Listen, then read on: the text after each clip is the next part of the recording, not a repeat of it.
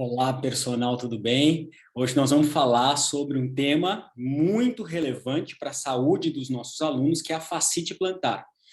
Muitos de vocês me pediram esse tema, eu trouxe uma introdução há mais ou menos uns 15 dias atrás, e hoje eu vou trazer os 3 passos, que são 3 passos fundamentais para que o seu aluno nunca mais tenha fascite plantar. Porque a fascite plantar é aquela lesão, aquela inflamação que vai, ela fica perturbando o aluno, fica perturbando por um tempo, aí ele diminui a corrida, diminui o ciclismo, aí melhora um pouco, faz 10 sessões de fisioterapia e fica nesse vai e volta.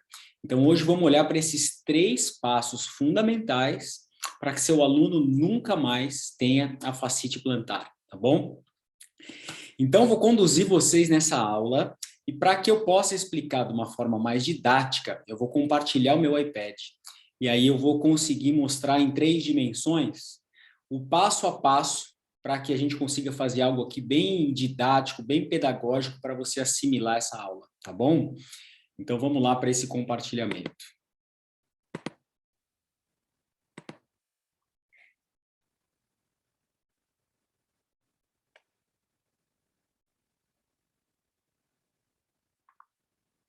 Muito bem, então quero compartilhar com vocês inicialmente o primeiro passo. O primeiro passo para que seu aluno nunca mais tenha fascite plantar é você, como profissional, como personal, que eu chamo de personal clínico, que consegue enxergar o que os outros não conseguem enxergar, é para isso que a gente está aqui, para ter essa visão avançada, poder compreender o que é a fascite plantar, porque se você não tem a compreensão do que é, do que se trata, como que ela se comunica no corpo, não tem como você traçar uma estratégia eficiente. Então vamos primeiro compreender e vamos dar uma olhada agora na linha superficial posterior. Porque a fáscia plantar, quando ela inflama, que é a fascite plantar, faz parte dessa cadeia miofacial. Então, hoje não tem como eu me aprofundar aqui no tecido miofacial, explicar o que é esse tecido. Eu já dei outras aulas sobre isso, e aqui eu vou falar especificamente da linha superficial posterior, para que você compreenda que essa linha, ela tem uma conexão, ela transfere tensão. Então, para que a gente possa compreender a fascite plantar, primeiro a gente precisa entender a cadeia na qual ela pertence, tá bom? Então, vamos dar uma olhadinha nessa linha superficial posterior. Opa, eu estou mostrando aqui a linha superficial frontal. Deixa eu voltar aqui, linha superficial posterior. Agora sim. Quase que eu mostro aqui a cadeia errada para vocês. Essa sim é a linha superficial posterior. Então é muito importante a gente compreender, ó, a fáscia plantar está ali, lá embaixo, na sola do pé. Só que essa fáscia, ela vai se conectando e transferindo tensão pelo tendão calcâneo, pega a musculatura dos gastrocnêmios e dos isquios surais. Aí tem ali uma transição pelo ligamento sacrotuberal e ele passa a se comunicar com a musculatura dos paravertebrais. Então, essa cadeia miofacial sobe por todos os paravertebrais até chegar na face epicranial e pega todo esse couro cabeludo até o osso frontal. Então, essa é a linha superficial posterior. Se a gente compreende o caminho dessa linha, isso é fundamental para quê? Para que vocês possam compreender que quando tem uma inflamação na fáscia plantar, eu não vou olhar só para a fáscia plantar. Esse é o maior dos erros, porque o tecido miofacial, o que ele faz? Ele transfere tensão. A linha miofacial transfere força por toda a cadeia. Então, se essa linha está em disfunção, se ela não está funcional, se ela não está funcionando bem, ela vai ficar sobrecarregada. Normalmente são as extremidades que sofrem. Então, se a pessoa tem uma disfunção na linha superficial posterior, as extremidades normalmente vão sofrer. Quais são as extremidades? A fáscia plantar ou a fáscia epicranial, que é aquela dor de cabeça tensional que As pessoas sentem. Também faz parte da linha superficial posterior. Então, esse entendimento do que é a fascite plantar, que é uma inflamação na fáscia que está na região da planta do pé. Eu preciso compreender que a fascite é essa inflamação e eu preciso compreender que essa fáscia faz parte da linha superficial posterior e que não necessariamente a causa da inflamação está na própria planta do pé. A causa dessa inflamação pode estar em aderências miofaciais por toda a cadeia miofacial. O que são aderências miofaciais? Vou passar rapidamente sobre isso, até para você compreender melhor essa aula. Essa miofáscia, quando ela está disfuncional, quando ela não está bem treinada, quando ela não está bem hidratada, quando o indivíduo, por exemplo, é sedentário, ou quando ele está em overuse, quando ele está em sobrecarga de treinamento, essa fáscia pode ficar disfuncional e ela adere, ela gruda na musculatura. Essas aderências miofaciais, essa fáscia aderida à musculatura, isso que prejudica a função. Ele vai comprometer tanto as contrações musculares, de uma forma harmônica e organizada, quanto também o trabalho de flexibilidade, porque tem uma fáscia de tecido conjuntivo ali grudada na musculatura, prejudicando o movimento. Então, esse é o primeiro passo, a compreensão do que é a fascite plantar e as comunicações que ela tem, tá bom? Então, agora, podemos passar para o segundo passo. Qual que é o segundo passo que, se você aplicar isso, o seu aluno nunca mais vai ter a fascite plantar? O segundo passo é o que eu chamo de nós, como personagens clínicos, como profissionais da saúde, trabalharmos com referências. Então, foi-se o tempo que o personal podia adivinhar as coisas. Chegar e falar, vou fazer aqui, decidir ali o exercício de última hora, e aí o aluno chega, você escolhe na hora o que você vai fazer com esse aluno, fica com uma reprodução mecânica. A gente tem que ter referência para o nosso trabalho. Então, se você pegar os outros profissionais da saúde, médicos, fisioterapeutas, terapeutas ocupacionais e assim por diante, todos eles têm um protocolo do quê? De avaliar como está esse paciente, e em cima dessa avaliação, em cima desse exame, eles prescrevem um tratamento. E o personal trainer hoje tem ferramentas para quê? Para também avaliar o seu aluno, também identificar o que não está funcional, como eu estou te explicando, e entrar com uma estratégia de prescrever um treinamento que vá de encontro ao que ele precisa. Porque esse treinamento que vai de encontro ao que ele precisa, ele vai não só prevenir as lesões, mas ele vai melhorar a performance do seu aluno. Então, aqui hoje eu estou falando especificamente da fascite plantar. Mas você vai ter um aluno que não tem fascite plantar e, de repente, nem tem dor, mas tem disfunção, porque disfunção todo mundo tem. O que é disfunção? É o que não está funcionando bem. Então, se um quadril está com falta de mobilidade, esse quadril não está funcionando bem, ele não tem mobilidade para trabalhar bem. Se uma lombar não está com uma boa estabilidade, essa lombar não está trabalhando bem, porque ela não está conseguindo estabilizar. E é importante essa estabilização lombar para o padrão de movimento organizado. Então, as disfunções, quando não olhadas e restauradas, elas vão causar o quê? As lesões musculoesqueléticas. Então, o personal clínico pode trabalhar antecipando tudo isso, prevenindo essas lesões, e quando você faz isso, você melhora o movimento e melhora a performance. Então, é um engano também achar que esse trabalho de identificação e de restauração da disfunção está ligado só à pessoa que está doente ou tem algum problema, ou um aluno idoso. Não, é o seu aluno de alta performance também.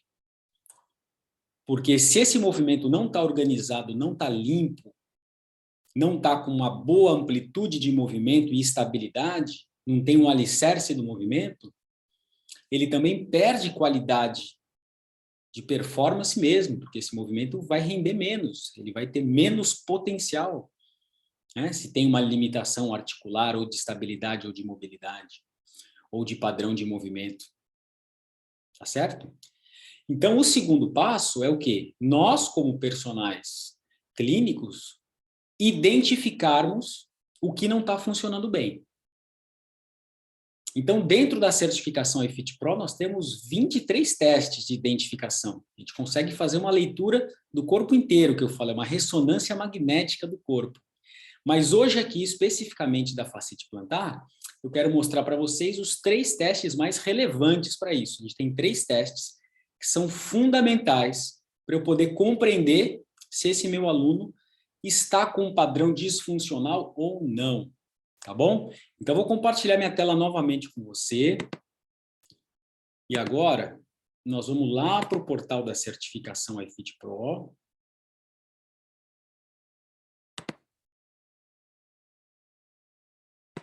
Está aqui.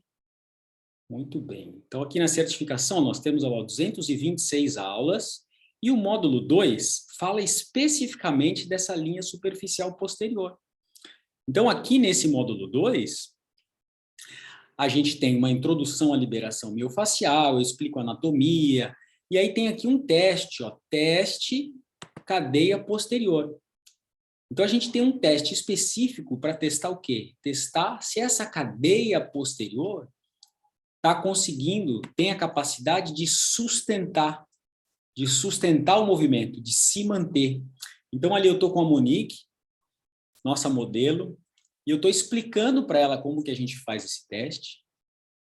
Então, eu explico para o meu aluno, tem todo um protocolo dentro da certificação iFit Pro, eu explico passo a passo de como você tem que guiar o seu aluno, tudo que você tem que falar, como são as notas, né? Porque dependendo do tempo que ele fica na postura, ele recebe uma determinada graduação de nota, se ele está bom, se ele não está bem, se ele está com uma nota excelente.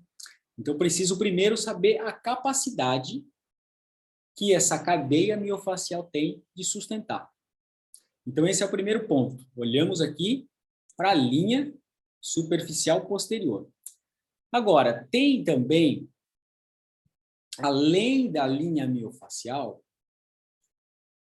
eu já expliquei para vocês em outras aulas a importância dos padrões de estabilidade e mobilidade articulares. Cada articulação tem uma predominância ou de estabilidade ou de mobilidade. Então, não vou me aprofundar nisso agora, porque isso é tema para uma aula inteira, mas a gente tem que saber que o pé, o metatarso, tem uma predominância de estabilidade. Então, a gente precisa avaliar e saber se o nosso aluno tem a capacidade de usar esses músculos intrínsecos do pé para estabilizar esse pé. Então, isso é uma coisa que a gente acaba errando muito, porque eu vejo muito, às vezes, na academia, o pessoal fazendo treino em apoio unipodal, e ao invés de treinar o pé, fica balançando o corpo, e aí não consegue treinar o pé. Para a gente poder treinar esse pé, o tronco precisa estar parado, e o pé que precisa trabalhar. Então, tem estratégias específicas para trabalhar essa estabilidade do pé.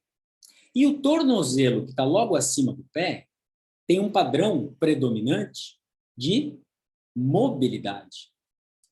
Então, é fundamental que haja uma dorsiflexão do tornozelo que permita movimento. Então, essas duas articulações, pé, metatarso e tornozelo, estão muito ligadas ali à sobrecarga também na face plantar, porque estão muito próximas da região.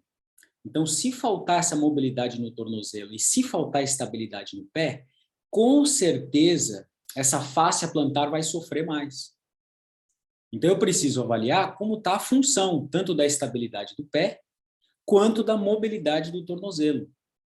Então, isso também faz parte do segundo passo. O segundo passo é o quê? Identificação de disfunção. Então, vamos olhar para esses dois aspectos agora. Vamos olhar para a identificação da mobilidade do tornozelo e vamos olhar para a identificação da estabilidade do pé. Vamos voltar lá no portal para a gente poder enxergar isso. Então, a gente vai descendo aqui lá no módulo 13, ó, tornozelo e pé. No módulo 13, então, a gente tem esse teste aqui, que é o teste de mobilidade do tornozelo. Então, como que ele funciona? Agora, estou com outra modelo lá, que é a Ellen. Ó. Então, a Ellen está ajudando a gente. E esse é um teste específico para eu poder identificar se esse aluno consegue ter um ângulo de dorsiflexão do tornozelo que seja aceitável. Quanto menos dorsiflexão ele tem, mais limitada está essa mobilidade do tornozelo. Então, aqui também tem todo um checklist que a gente fala, de posicionamento, do quanto que o joelho de trás fica próximo ao joelho da frente, ó, você vê que eu estou medindo ali, as distâncias, a distância do pé e do bastão. E tem também imagens que mostram para a gente o que seria uma mobilidade muito ruim, uma mobilidade ruim, uma mobilidade razoável, uma mobilidade boa e uma mobilidade muito boa. Essa identificação é fundamental, porque com essa identificação eu tenho condição de entrar com uma estratégia para resolver isso. Então, aqui a gente avaliou a mobilidade do tornozelo. Só que a gente tem um outro teste aqui, que é um teste específico da estabilidade do pé. Então, aqui também tem como eu testar como está essa estabilidade do pé. A capacidade que esse pé tem de estabilizar, de poder resolver o problema do equilíbrio. Então, eu dou os parâmetros para a minha aluna, explico os padrões que ela tem que seguir, e ela está treinando ali, ela está fazendo um teste específico, né, de estabilidade do pé, onde eu não motivo, onde eu não estou dando aula, eu estou só aplicando um teste e tem um protocolo específico. Tá bom? Então, a gente concluiu agora o segundo passo. Qual que é o segundo passo? A identificação. No primeiro passo, vocês compreenderam o que é a fascite plantar. E vocês compreenderam as comunicações e o que afeta essa fascite plantar. Agora, no segundo passo, vocês compreenderam que é necessário ter uma identificação das disfunções. Eu preciso identificar se essa cadeia superficial posterior tem uma capacidade de sustentação, eu preciso identificar se esse tornozelo tem uma capacidade de mobilidade, e eu preciso identificar também se esse pé tem uma capacidade de estabilidade. Então, esse é o segundo passo, a identificação. E o terceiro, mas não menos importante, é nós, como personagens que têm essa visão avançada, sabermos aplicar uma estratégia agora de treinamento, que seria a prescrição, é a parte da prescrição. Então, eu vou prescrever um treinamento baseado no quê? Baseado no que eu encontrei. Exatamente no que eu encontrei. Então, se eu encontrei disfunção lá no primeiro teste da sustentação, eu vou prescrever um treinamento focado nisso. Se eu percebi que o grande problema ali está na mobilidade do tornozelo, essa vai ser a ênfase do meu treinamento. Isso quer dizer que eu não posso agregar outras coisas e vá percebendo tudo que é importante para esse aluno? Sem sombra de dúvida, né? A prescrição do treinamento é uma arte. Só que essa arte, ela vai ser bem executada quando a gente tiver o quê? Conhecimento, quando a gente tiver informação. É isso que vai te diferenciar profissionalmente, né? Que vai te destacar no mercado, ser um profissional diferenciado, é o conhecimento. É o quanto você pode agregar e trazer essa qualidade de vida, performance, resultado para o seu aluno. Tá certo? Então, agora que a gente olhou para o segundo passo, e vamos olhar para o terceiro passo, o que é fundamental entender no terceiro passo, que é essa estratégia? É fundamental a gente entender que quando a gente fala de correção dessas disfunções, é sempre muito bem-vinda a liberação miofacial. Porque, como eu falei para vocês, a gente testou ali a cadeia funcional posterior, a cadeia superficial posterior. Se ela não está sustentando bem, pode ser que tenham aderências por toda a cadeia, né?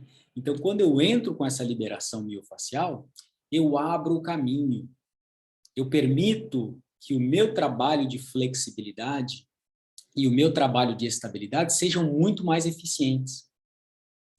E como eu expliquei, as aderências miofaciais por toda a cadeia podem comprometer as extremidades. Então, pode ser que essa fáscia não esteja aderida lá na inflamação, na própria fáscia plantar, mas pode ser que tenha muita aderência na panturrilha, que faz parte da linha superficial posterior.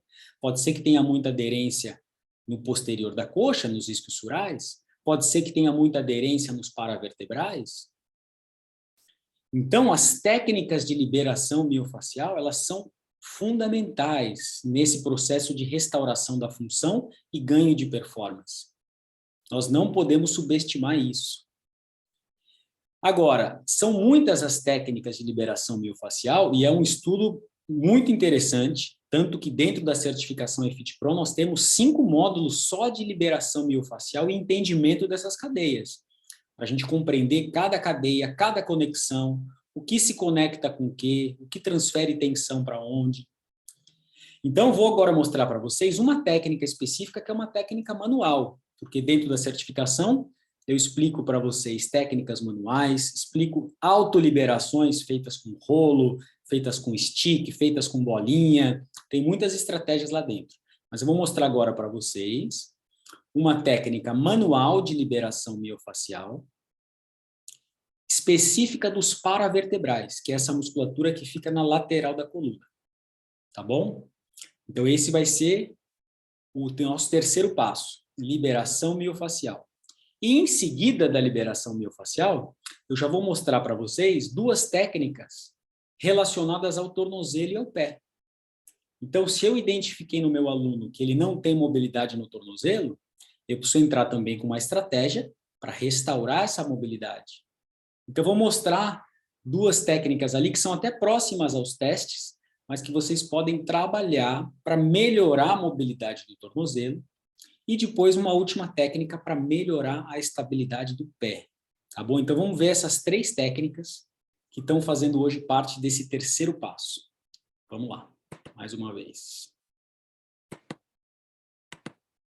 Então, vamos voltar lá para cima no módulo de liberação. E a gente tem aqui, ó, liberação manual para vertebrais. Então, aqui, ó, estou lá, novamente com a Monique, coloco o meu aluno deitado de bruços, e essa é uma técnica específica, que é uma técnica chamada ponta de dedos. Então, eu vou com a ponta dos dedos, faço, como eu explico, o engate até o nível de resistência, para poder acessar essa miofáscia, e vou percebendo o quanto essa fáscia está responsiva, o quanto a própria fáscia está permitindo que eu faça esse movimento. Então, dá a impressão que eu que estou levando a minha mão, né? Muitas vezes, se tem muita aderência miofascial ali, a minha mão simplesmente trava, e eu não devo forçar e ir na marra tentando soltar essa miofáscia. Aqui é um trabalho onde eu vou percebendo se a miofáscia permite esse deslizamento. Tá? Então, é um trabalho ali de muita percepção. E isso eu consigo porque eu estou com a mão apoiada, então eu tenho essa percepção na ponta dos dedos. Mas, ao mesmo tempo, na autoliberação, quando eu peço para um aluno, por exemplo, fazer um rolinho ou fazer um trabalho com bola, eu também peço para ele se ouvindo, para ele sentir aonde que estão essas aderências miofasciais e trabalhar mais numa região ou em outra. Essa já é uma segunda técnica, é a técnica da falange. Então, aí eu fico com a mão nessa posição aqui, ó. Tá? Não é a ponta de dedos.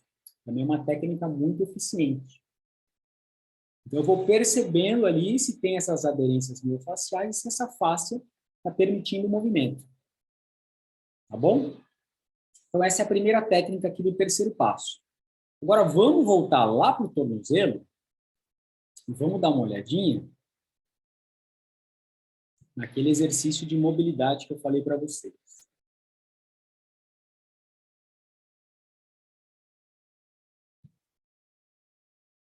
Então, aqui, ó, a gente vai trabalhar essa mobilidade do tornozelo fazendo um movimento de vai e volta. O que caracteriza a mobilidade é isso. A mobilidade articular é eu poder trabalhar na amplitude máxima de movimento. Então, a Ellen ali, ó, ela vai na amplitude, ela tem muito boa mobilidade do tornozelo. Olha como ela avança bem, jogando o joelho para fora do bastão, mantendo o calcanhar no chão, ó, o calcanhar dela não desencosta no chão.